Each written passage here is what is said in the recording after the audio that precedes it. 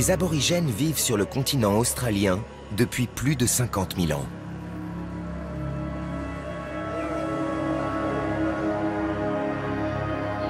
Lors de la dernière ère glaciaire, ils ont survécu à la sécheresse la plus longue de l'histoire, mais se sont ensuite retrouvés confrontés à une nouvelle épreuve.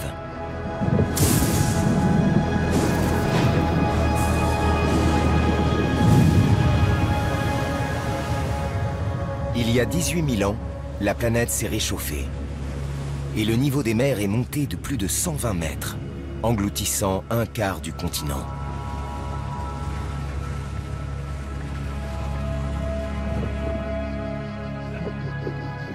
Les grandes inondations se sont traduites par des inventions ingénieuses, une explosion culturelle, des conflits et l'apparition de nouvelles ethnies.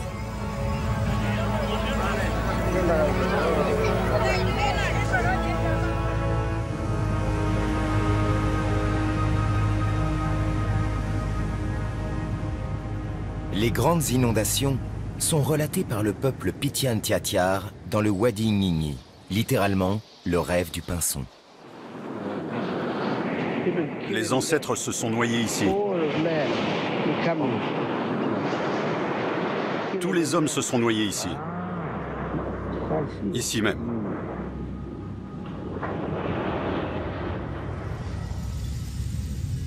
Il y a 18 000 ans, l'élévation du niveau des mers a commencé à submerger le sud du continent. Pendant plus de 10 millénaires, chaque génération a vu disparaître une centaine de kilomètres de territoire.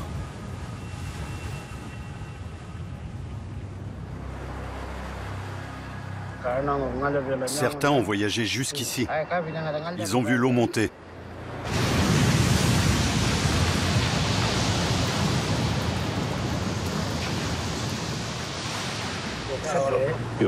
Elle pénétrait loin à l'intérieur des terres. Un peu plus, et toutes les populations auraient disparu. Mon père, mon grand-père, ma mère ne seraient jamais nés. On ne serait pas là si l'eau avait continué à monter. Du temps de vos ancêtres. D'accord. Ils se sont demandé, qu'est-ce qu'on va faire?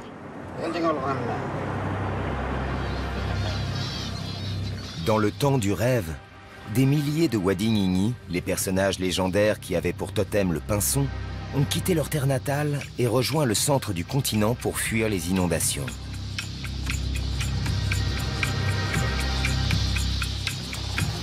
Ils ont attaché leurs lances ensemble et ont plongé dans l'eau pour former les falaises de Nullarbor.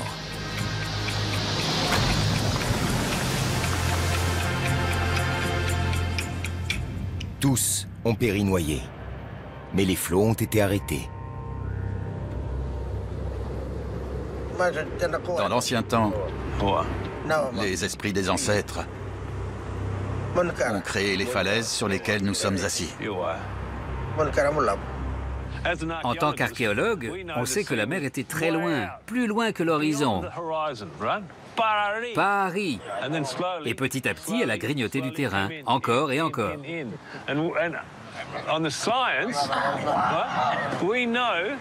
La science nous dit que ça a commencé il y a 18 000 ans, qu'elle a recouvert de plus en plus de terre et qu'elle s'est arrêtée il y a 6 700 ans. Ce qui veut dire que si les deux récits racontent la même chose, c'est la plus vieille légende divine du monde. Qu'en pensez-vous?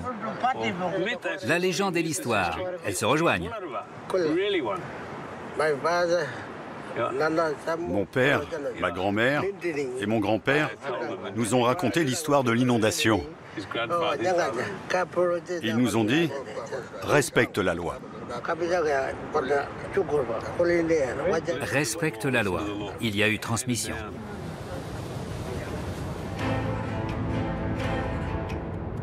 Les légendes sur les grandes inondations se transmettent depuis des centaines de générations un peu partout en Australie.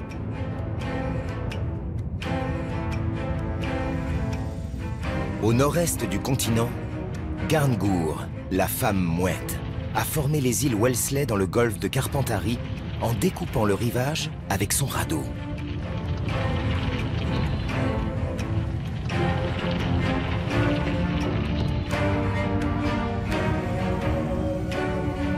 En Australie méridionale, Ngurunderi, furieux, a déclenché un raz-de-marée pour noyer ses épouses, séparant ainsi l'île Kangourou du continent.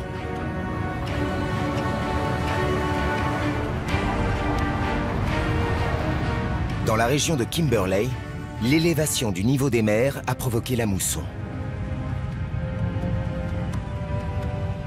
Pour le peuple Wunambal Gambera, c'est la période correspondant à la création du monde. Le grand esprit Wandjina a sorti un nuage de son halo et d'un souffle l'a propulsé dans le ciel.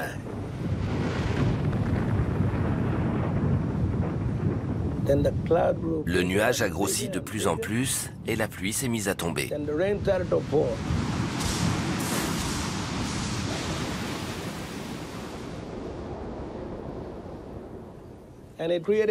Et ça a créé la terre, les fleuves, les lacs et même les étangs qu'on a aujourd'hui.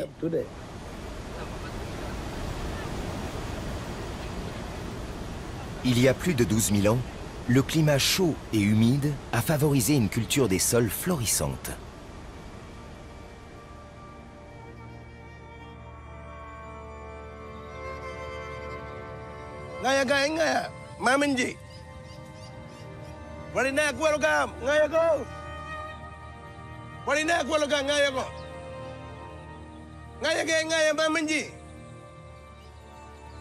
Les Wunambal Gambera ont peint les premières scènes de cérémonie au monde, les figures des Bradshaw ou Gwion.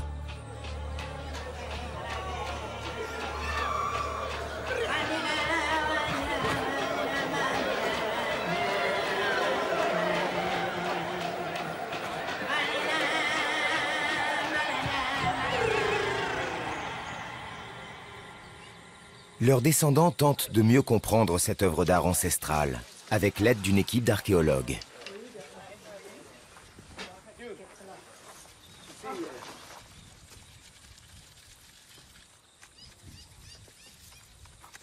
Les multiples détails de ces peintures rupestres nous renseignent sur la vie il y a 12 000 ans.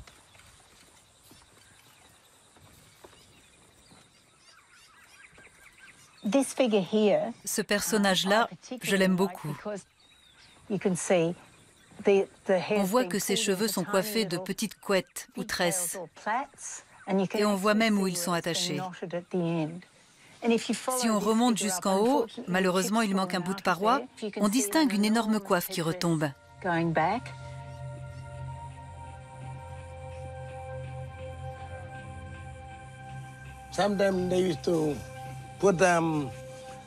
Des fois, ils se mettaient de la cire d'abeille dans les cheveux pour les faire tenir en l'air.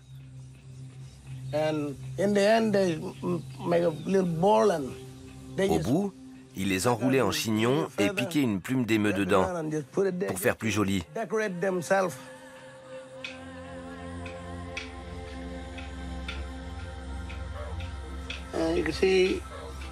Un garçon tend la main vers son père. Il se prépare pour une cérémonie, un corroboree. Les jeunes garçons deviennent des hommes.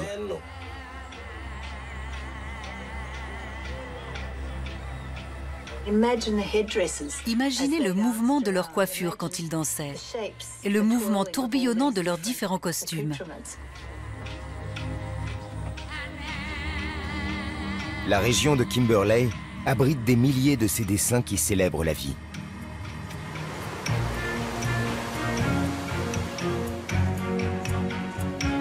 Sur ce territoire reculé et rude, les populations parvenaient, semble-t-il, à cultiver les sols.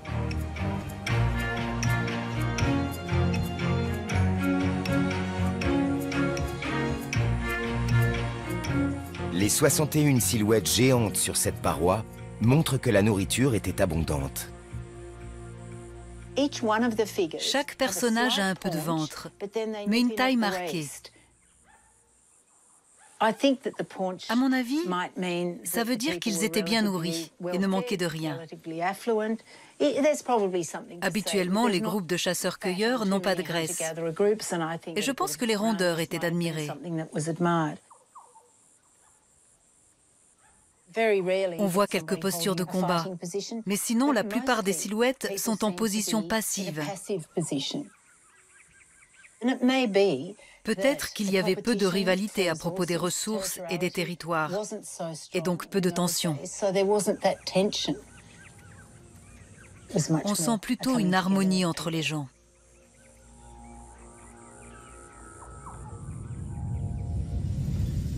À 800 km à l'est, en terre d'Arnhem, une autre forme d'art très expressive a vu le jour à la même époque.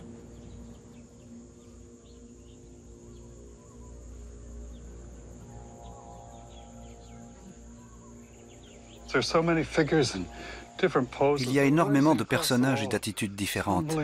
Ils courent, ils trébuchent, ils tombent ou ils tiennent debout. C'est très varié. Les silhouettes sont tellement détaillées et empreintes de mouvements qu'elles font ressurgir des tranches de vie vieilles de 12 millénaires. Ce pauvre homme est tombé à terre. Il est prostré et une lance lui perfore le torse. Mais on dirait que la personne à l'arrière-plan accourt en agitant son boomerang, peut-être pour lui asséner le coup de grâce.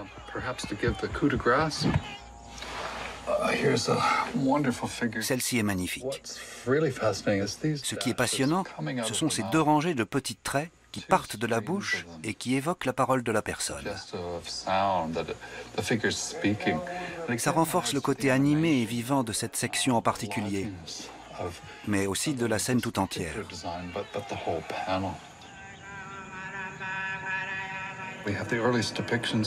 Ce sont les premières représentations du son et du mouvement. Ces scènes d'action sont étonnantes et elles sont antérieures aux œuvres du même genre dans le reste du monde.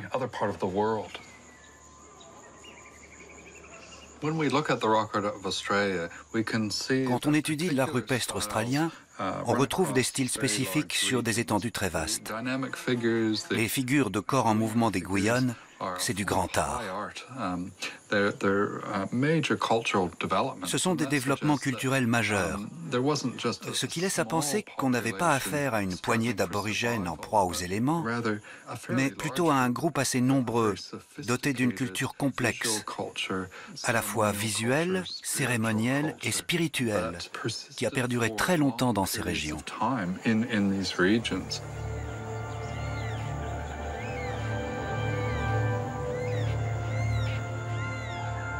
Le début des grandes inondations marque une période de créativité intense.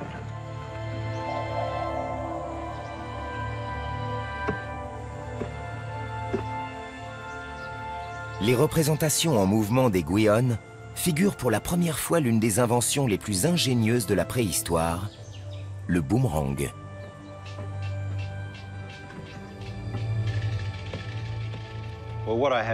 Nous avons là le plus vieux boomerang en bois au monde. Il a 9000 ans.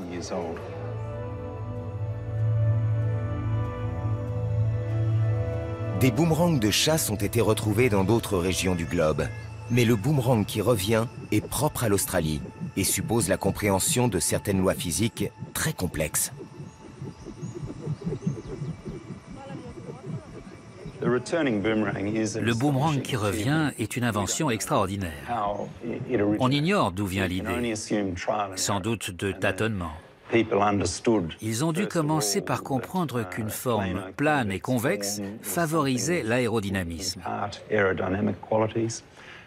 Puis observer que la progression gyroscopique, comme on l'appelle aujourd'hui, permettait au boomerang de faire un virage et de revenir. Il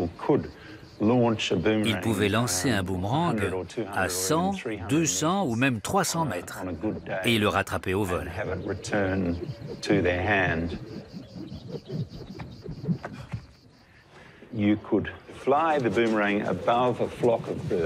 Si on le lançait par-dessus un groupe d'oiseaux aquatiques, Ils planaient dans les airs avant de revenir. Les oiseaux croyaient être menacés par un rapace et volaient plus près de l'eau. Alors les chasseurs tendaient un filet pour les attraper. C'était une technique de chasse très élaborée dans laquelle le boomerang qui revient jouait un rôle essentiel.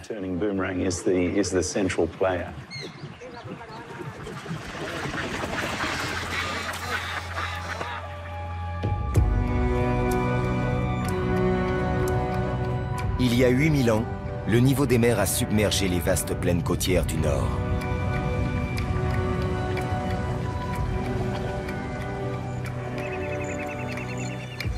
De nombreux groupements humains ont été chassés de leurs terres ancestrales et se sont réfugiés à plus haute altitude.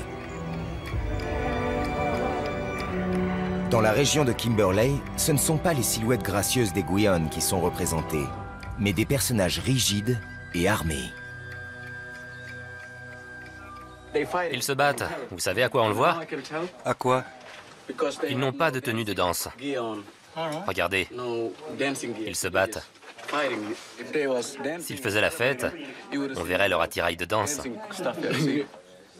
Celui-ci a une lance. Vous voyez cette lance? Ils se combattent. Ici, c'est le propulseur. La lance est partie. Tout en bas. C'est formidable. Oui. Au sud de la Nouvelle-Guinée, l'eau douce du grand lac de Carpentarie a été remplacée par de l'eau de mer. Cela a obligé des populations entières à se replier sur les hauteurs de la terre d'Arnhem. Il y a 6000 ans, les conflits territoriaux étaient tels qu'ils ont donné lieu à des batailles rangées entre factions guerrières.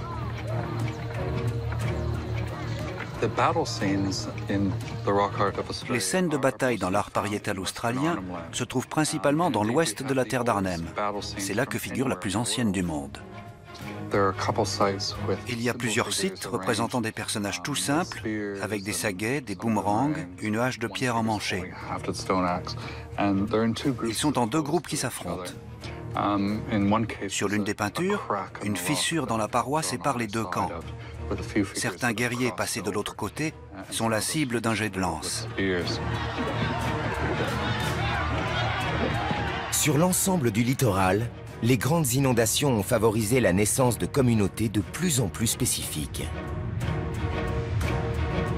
L'une des plus notables est sans doute celle des Tasmaniens, isolés du reste du continent il y a 14 000 ans.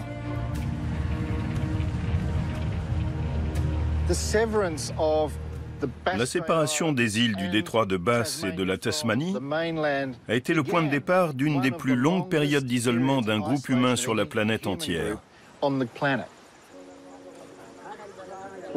Qu'est-il arrivé à une population qui s'est retrouvée isolée aussi longtemps, il y a entre 10 000 et 14 000 ans?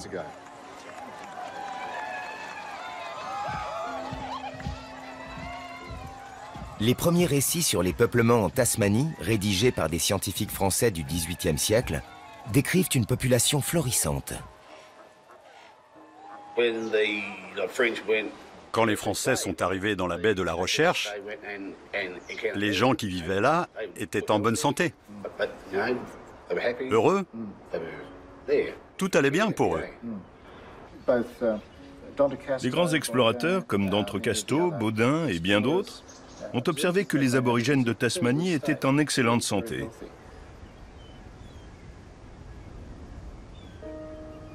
Les explorateurs français ont découvert un mode de vie unique, qui reposait sur un nombre très limité d'outils. Seulement 22.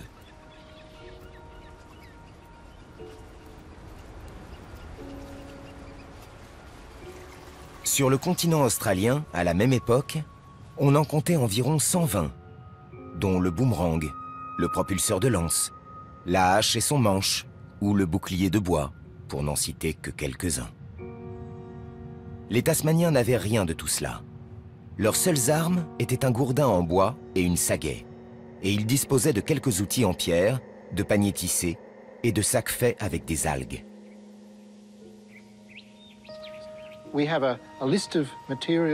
Cette liste d'objets a permis aux populations de survivre dans un environnement très changeant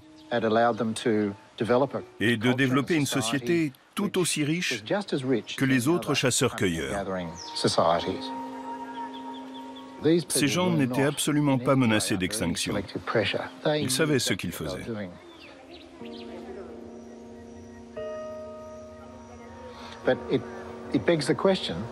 Mais ça soulève une question. Est-ce que ce minimum suffit pour survivre, pour mener une vie saine, heureuse et durable en société? Cette vision remettait en cause la pensée européenne, qui n'envisageait pas le progrès sans la technologie.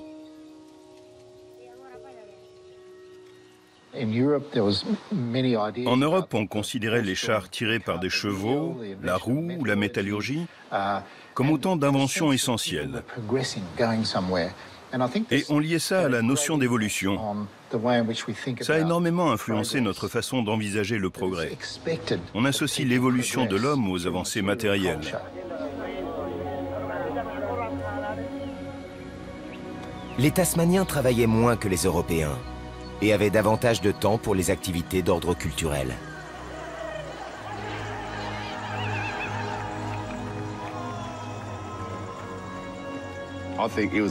À mon avis, c'était un mode de vie rêvé. Ils avaient tout ce dont ils avaient besoin pour survivre. Ça a fonctionné pendant 10 000 ans. C'est une bonne leçon pour notre époque actuelle. On n'a peut-être pas besoin de tous ces biens matériels pour vivre.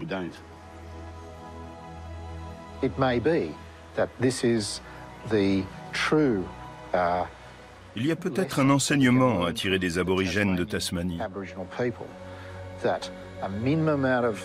Un minimum de possession matérielle suffit à propulser une population viable dans l'avenir. Rendez-vous compte, ils ont duré 10 000 ans en vivant isolés. C'est extraordinaire.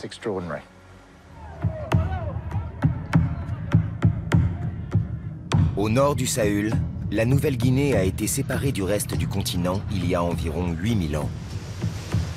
Au fil du temps, les terres situées entre les deux sont devenues l'archipel du détroit de Torres.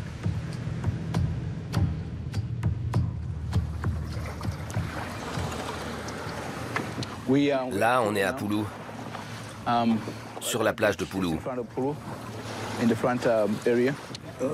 Ok, on y est. À mi-chemin entre la Nouvelle-Guinée et l'Australie, l'île de Poulou est sacrée pour Signet et son peuple. Elle est à l'origine d'un changement profond dans leur communauté. Wow. Il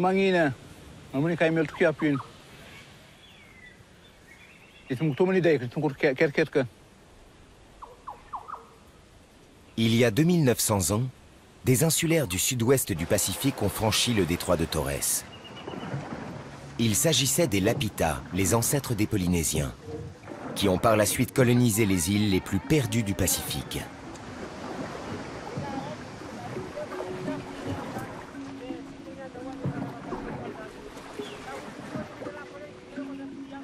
Ils ont apporté avec eux des pirogues adaptées à la navigation maritime, des techniques agricoles et une poterie particulière.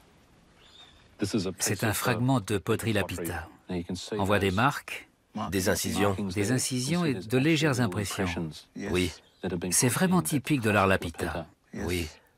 Cette poterie a entre 2005 et 2900 ans. Et ceux qui l'ont fabriquée sont les ancêtres de ceux qui ont fait celle-ci, qu'on a exhumé juste là. D'accord. Elles sont à nouveau réunies au bout de 2500 ans. Oui. Bonjour, grand-père.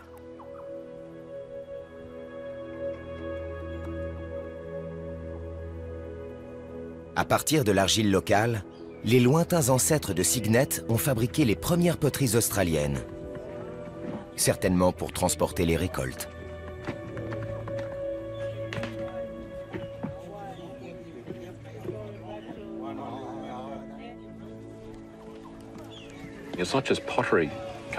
Ils n'ont pas seulement apporté la poterie, mais aussi une langue, l'horticulture et l'agriculture.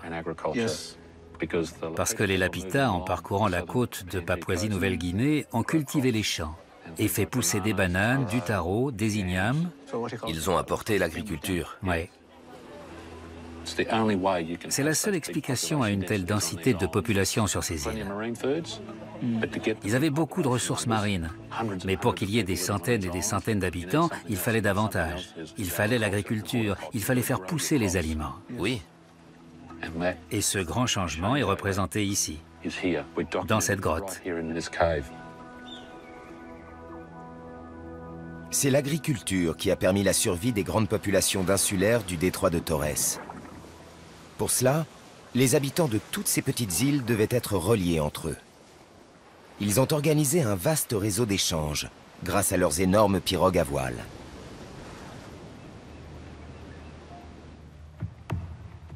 Des propulseurs et des saguets étaient acheminés du Cap York jusqu'au détroit de Torres. En retour, des tambours, des masques, des arcs et des flèches étaient transportés des îles jusqu'au Cap York. C'était un peu comme des autoroutes maritimes.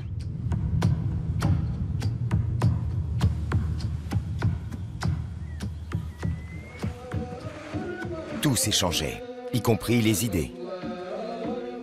Pourtant, le continent australien n'a pas adopté le concept d'agriculture, qui faisait partie intégrante de la vie des populations du détroit de Torres.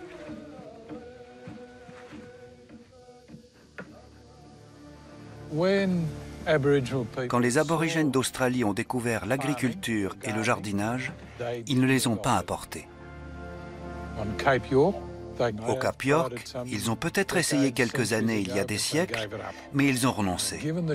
Ils ont préféré leur système de gestion des sols. Et il en a été de même dans toute l'Australie.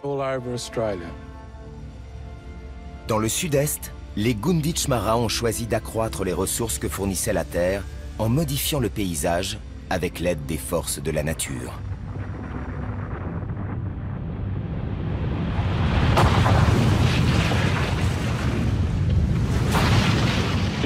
Nous sommes sur son domaine.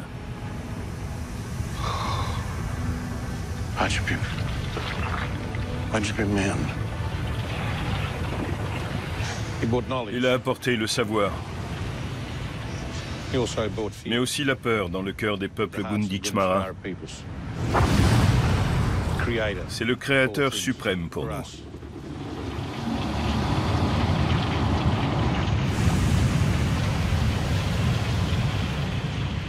Il y a 35 000 ans, l'éruption du volcan Butch Beam sur le mont Eccles a recouvert de basalte et de lave le paysage tout entier, y compris les criques environnantes. Au fil de dizaines de milliers d'années, les Gunditj Mara ont vu les zones humides du lac Konda se développer et se remplir de millions d'anguilles et autres poissons.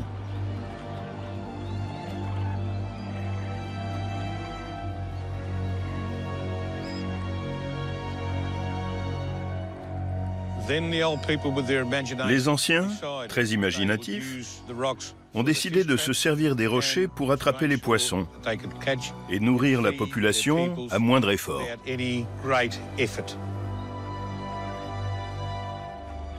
Il y a au moins 6500 ans, les Gunditj Mara ont conçu des pièges à poissons avec des rochers. Ils ont mis en place un système d'aquaculture permanente, l'élevage d'anguilles, qui faisait vivre des milliers d'habitants.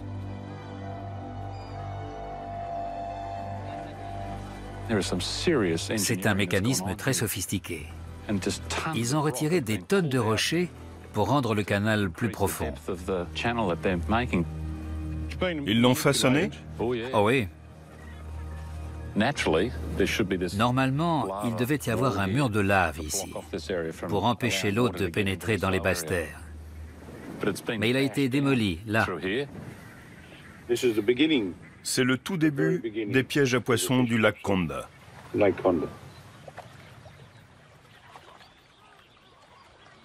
Il y avait des dizaines de systèmes hydrauliques tout autour du lac. Celui-ci, cartographié au XIXe siècle, faisait plus de 350 mètres de long.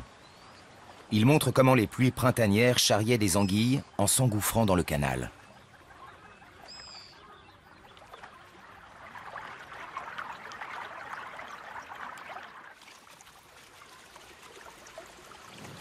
Quand l'eau arrivait, les anguilles étaient projetées contre les rochers. Elles cherchaient un chemin par où passer, comme ici. Les anguilles arrivaient là-dedans. Ensuite, la population attrapait ce panier quand il était plein et le soulevait. Puis il le vidait au sec. L'eau ne montait pas jusqu'ici à l'époque. À mesure que le niveau du lac s'est élevé, d'autres canaux et d'autres pièges ont été ajoutés. La population a astucieusement exploité le débit naturel de l'eau pour pêcher plus d'anguilles.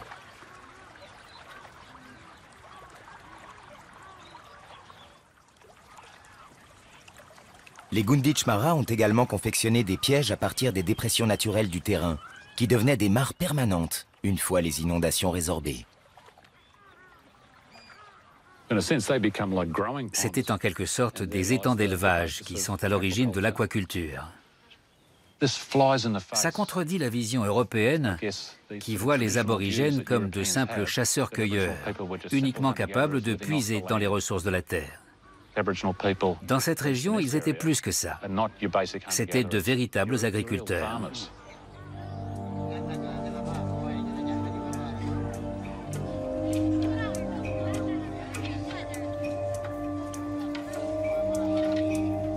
Non contents d'élever des anguilles, les Gunditjmara ont également bâti des villages d'habitation en pierre.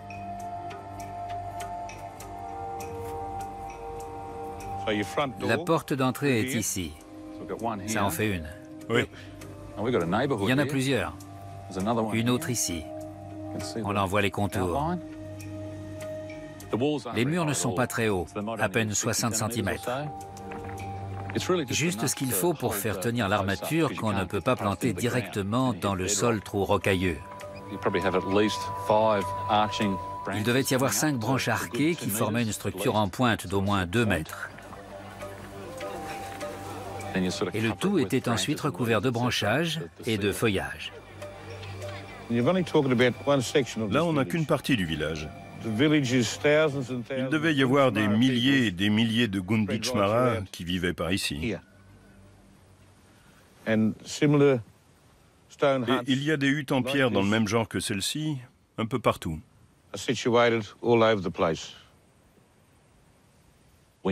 On sait que les Gunditjmara comptaient au moins 3 à 4 000 individus et que leur densité de population était l'une des plus élevées d'Australie. Ce que j'adore, c'est qu'on peut s'asseoir là où s'asseyaient vos ancêtres. Absolument. Et alors, on voit quoi? On sent le feu de bois. On entend parler dans le bush. Il y a des enfants qui jouent au milieu des pierres. Les jeunes filles parlent des jeunes garçons qui paradent devant elles.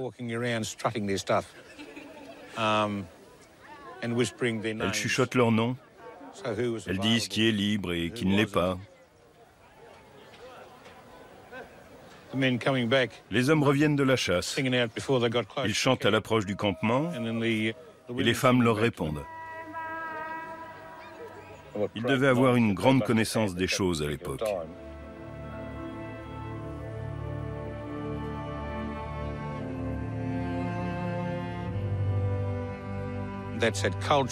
Cette empreinte spirituelle et culturelle est encore présente dans le pays et elle est extrêmement vivace dans l'Australie tout entière.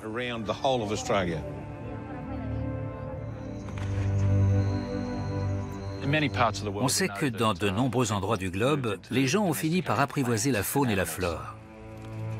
Mais chez les populations aborigènes, c'était très différent. Ils n'ont pas seulement apprivoisé les animaux, mais le paysage tout entier.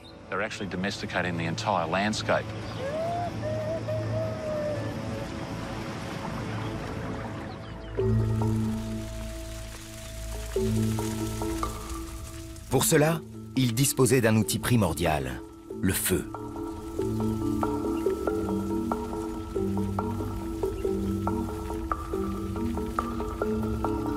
L'usage qui en a été fait dans ces régions était plus ambitieux et productif que n'importe où ailleurs.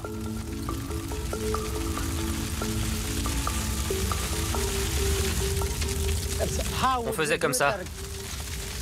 Les ancêtres faisaient tout brûler. Ils m'ont montré comment ils utilisaient le feu pour chasser. À la saison sèche, Sean Namanilk et sa communauté de la terre d'Arnhem brûlent des parcelles de leur territoire pratiquement chaque jour.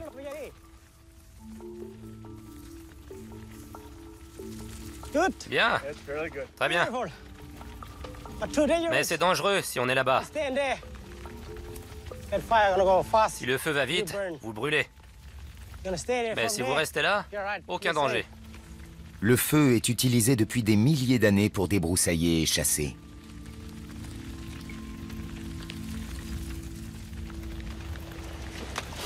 C'est pour le kangourou.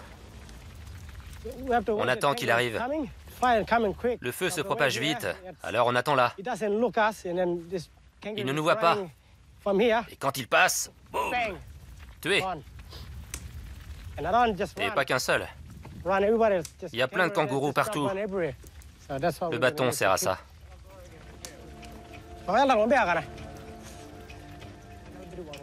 Dans de nombreuses régions reculées d'Australie, l'utilisation réfléchie du feu que faisaient les aborigènes en brûlant régulièrement des parcelles choisies a été récemment reprise par les autorités.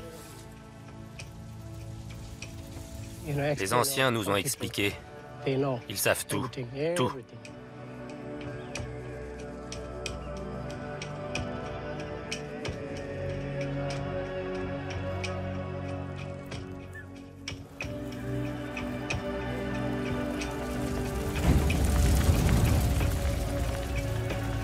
L'emploi du feu était si répandu et systématique qu'il a complètement transformé le paysage australien.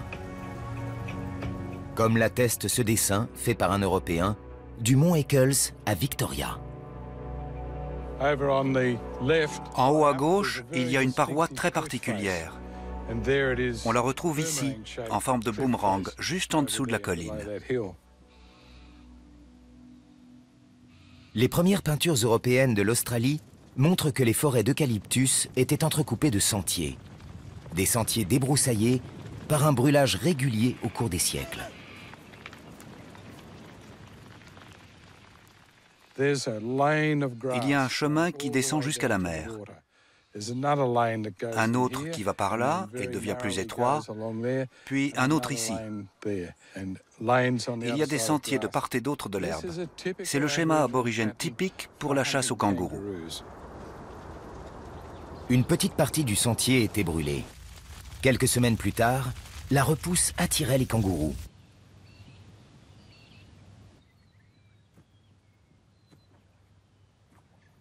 Sur le mont Eccles, les chasseurs se cachaient dans la forêt et piégeaient les animaux au pied du sentier quand ils arrivaient au bord de mer.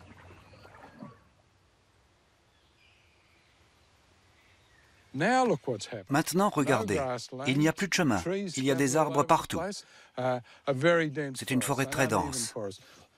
Une aborigène m'a dit, « Pauvre pays, tout part à volo. » Ils aimeraient avoir un environnement propre et net, qui permette d'attraper les kangourous, mais aussi de les nourrir.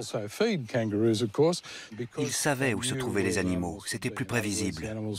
Abondance, efficacité et prévoyance, voilà les trois objectifs des aborigènes quand ils utilisaient le feu.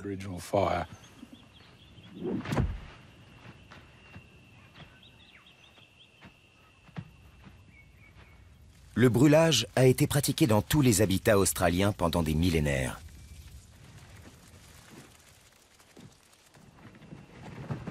L'ensemble du continent pouvait donc produire davantage de nourriture, même dans les zones les plus inhospitalières.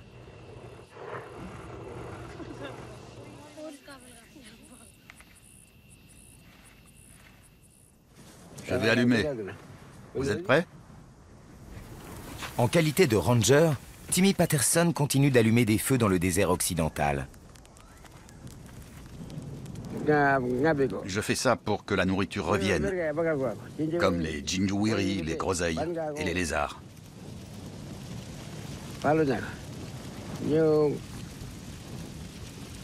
Et puis aussi, ça fait repousser les jolies fleurs. Grâce au brûlage régulier de petites parcelles, même les déserts sont capables de produire des végétaux en permanence. C'est des ginjuiri, des groseilles. Les hommes peuvent en manger quand ils reviennent de la chasse.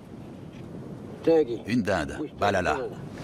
Quand on allume un feu, elles viennent chercher les lézards. Elles viendront peut-être après le brûlage. Le paysage est brûlé selon un schéma précis, pour qu'au fil des différentes repousses, le sol puisse offrir une variété de nourriture tout au long de l'année.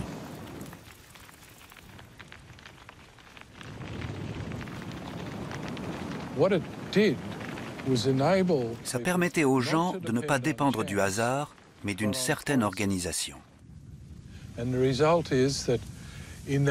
Dans cette profusion de végétaux, d'animaux, d'oiseaux, d'insectes, de reptiles, ils ont réussi à produire un équilibre.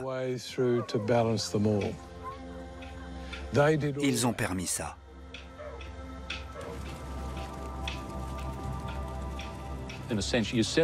Tout est organisé pour que la faune et la flore puissent se débrouiller. L'homme donne la première impulsion, mais après les animaux et les végétaux font le reste. Les aborigènes ont créé ce continent qui ne ressemble à aucun autre au monde. Ils ont écrit l'un des grands chapitres de l'histoire de l'humanité. Leur mode de fonctionnement est très malin. Ils laissent du temps pour avoir d'autres occupations.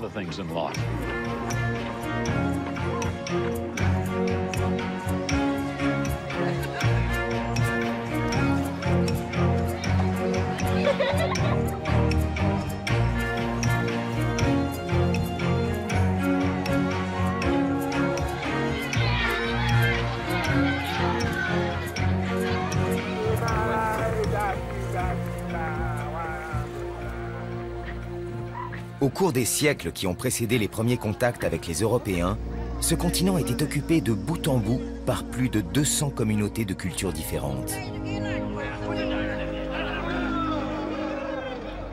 Chacune d'entre elles façonnait activement l'écosystème, tout en respectant les cycles de la nature, pour créer un vaste système de gestion des sols.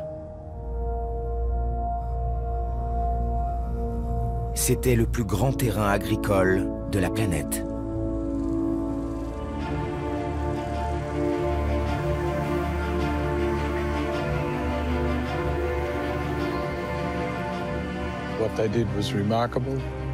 Ce qu'ils ont fait est remarquable. Aucune autre civilisation ne les a égalés. Ils s'assuraient que toutes les espèces avaient un habitat. Les gens pouvaient utiliser les ressources végétales et animales, mais le système était durable. Ils renouvelaient les richesses sans les endommager, sans menacer l'avenir.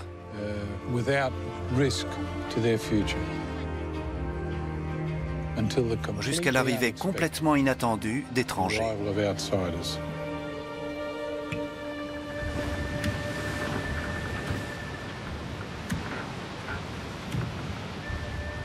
Les Hollandais, tels des fantômes blancs venus des mers.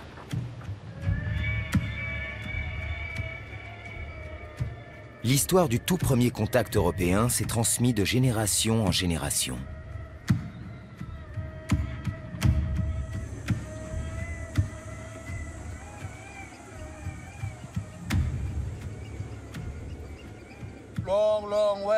Je la tiens de mon grand-père, mais c'est sans doute son arrière-grand-père qui la lui a racontée.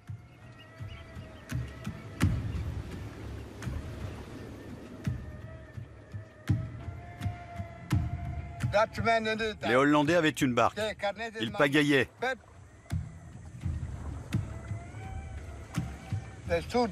Ils sont arrivés et ont demandé « Il y a de l'eau? De l'eau ?» Et les aborigènes les regardaient. « De l'eau! De l'eau !»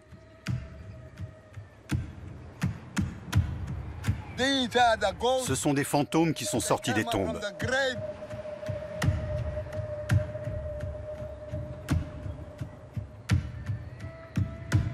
En 1606, la compagnie hollandaise des Indes orientales envoie le capitaine Wilhelm Janszoon explorer le Pacifique Sud pour y trouver de l'or et de nouvelles sources de commerce. La compagnie avait pour habitude de kidnapper des habitants afin que ces derniers leur servent d'interprètes et leur montrent où se trouvait le métal précieux. Les Hollandais ont enlevé une jeune fille. S'ils n'avaient pas fait ça, il n'y aurait eu aucun problème.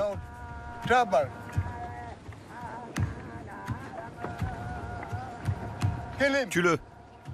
Tue ce type. Moi, je tue celui-ci. Ils en ont tué 3 ou 4. D'autres se sont enfuis. Ils sont redescendus vers la mer et ont repris la barque pour regagner leur navire. Quand ils sont partis, ils ont tiré.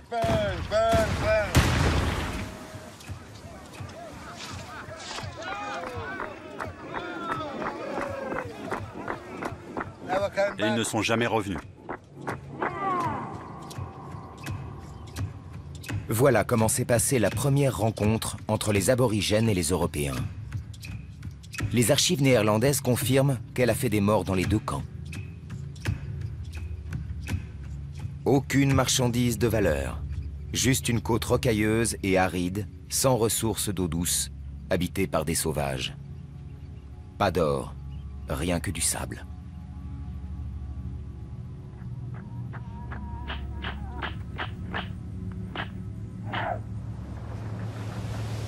Au cours des 2 siècles qui ont suivi, des vaisseaux hollandais ont été aperçus au nord, à l'ouest et au sud du continent. Puis, en 1770, sur la côte est, un navire d'un autre pays est arrivé.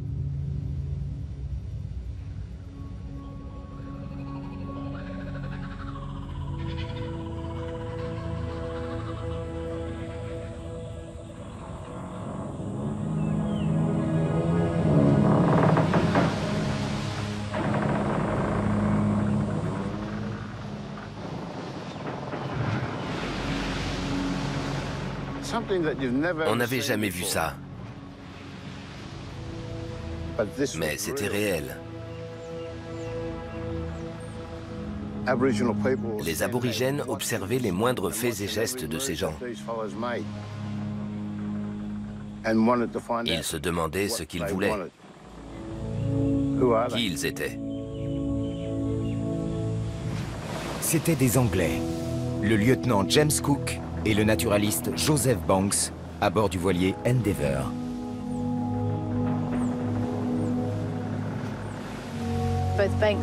Banks et Cook racontent qu'on les a pratiquement ignorés quand ils sont arrivés à Botany Bay. Mais quand ils ont voulu accoster, 2 hommes les ont attaqués à coups de sagaie. Ce n'était pas de la peur, ils n'étaient pas inquiets.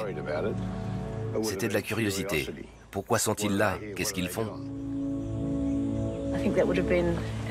Ça a dû être intense quand ces 2 habitants ont compris qu'ils étaient seuls, contre tous ces étrangers avec des choses qui faisaient du bruit.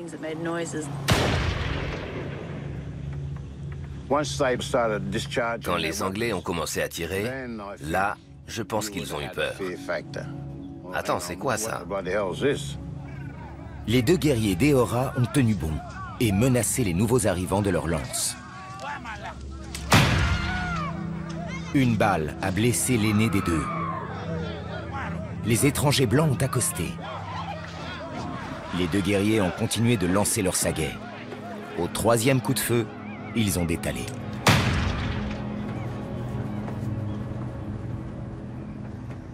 Sur les 6 jours que les Anglais ont passés à Botany Bay, ce fut leur seul contact avec le peuple Eora.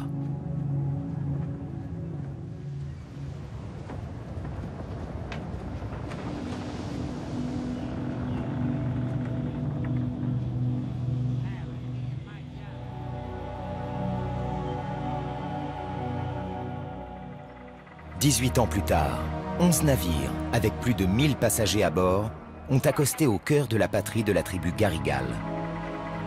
Cette fois, ils sont restés.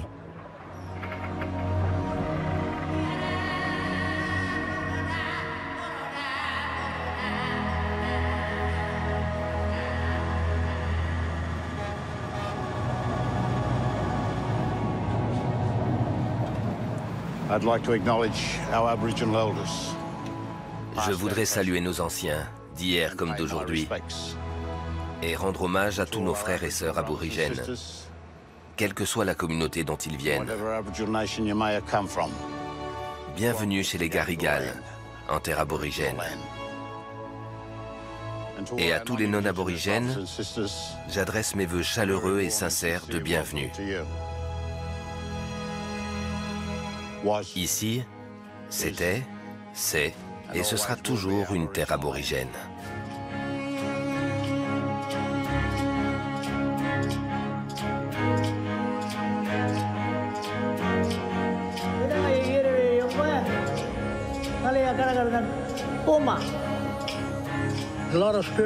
Il y a de nombreux descendants d'esprits ici, et ils sont vivants.